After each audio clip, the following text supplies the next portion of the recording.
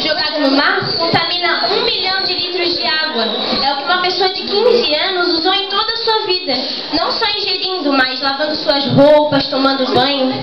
Então, o que podemos fazer então para que a cada 1 litro de óleo jogado no mar não contamine 1 milhão de litros de água? O que nós devemos fazer? Então, a Gabriele vai falar sobre as consequências desse óleo jogado no mar e o que nós podemos fazer para que ele não seja jogado no mar. Então, as suas consequências. O ponto de partida da crise é quando ele chega aos canos de esgoto, onde se acumula até entrar em contato com a água.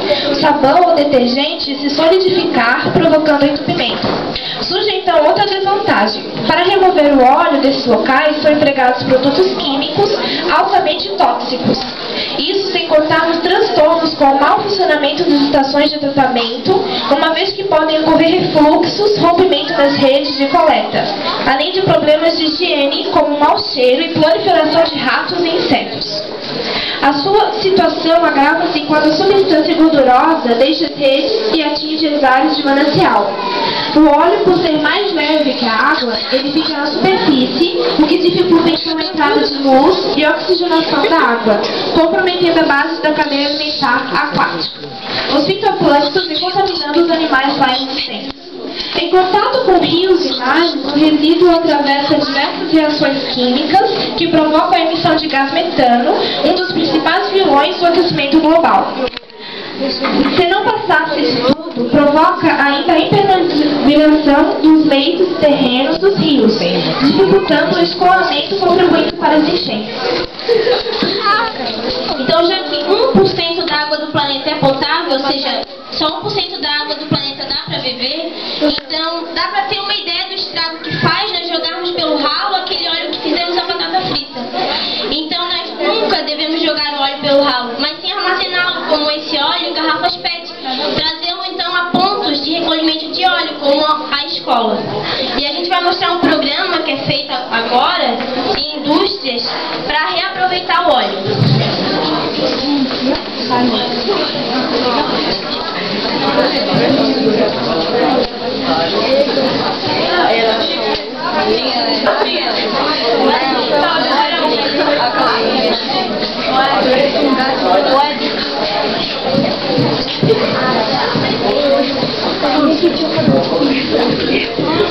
Tá, os benefícios: preservar os recursos hídricos, preservar os ecossistemas, reduzir a quantidade de gordura no sistema de coleta e tratamento de esgoto, melhorando sua eficiência, promover a educação ambiental nas escolas e comunidades.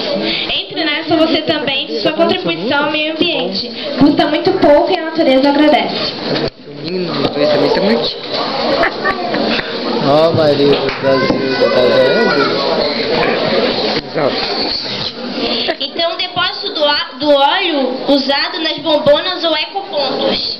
E depois ele é recolhido das bombonas nos estabelecimentos conveniados ou ecopontos. Então, ele é armazenado e é encaminhado para reciclagem. E depois o óleo reciclado transforma-se em produtos de limpeza ou até biodiesel. Aqui na escola nós fizemos o sabão.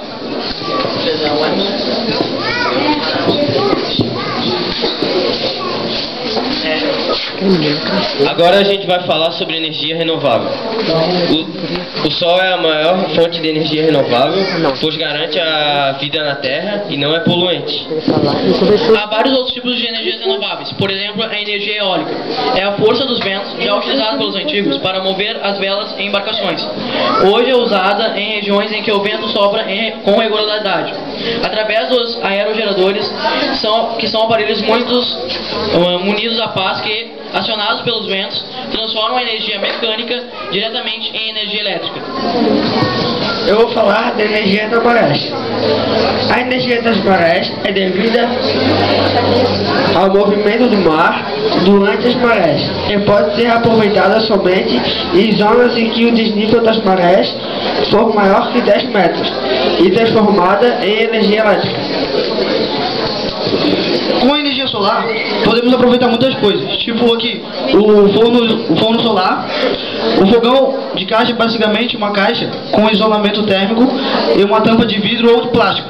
frequentemente com um refletor plano que reflete a luz solar para dentro da caixa. A luz entra através do topo de vidro ou plástico para aquecer lentamente a caixa. Problemas: a energia entra apenas pelo topo, enquanto o calor escapa pelos outros lados. Logo, escapar por todos os outros lados, logo detém a tendência de retirar calor da comida. Quando a caixa está aberta para colocar ou retirar a comida, algum calor escapa e é perdido. Além disso, as caixas solares eficazes tendem a ser mais complicadas de construir do que o fogão de funil, como seguir. É só isso, então. Obrigado.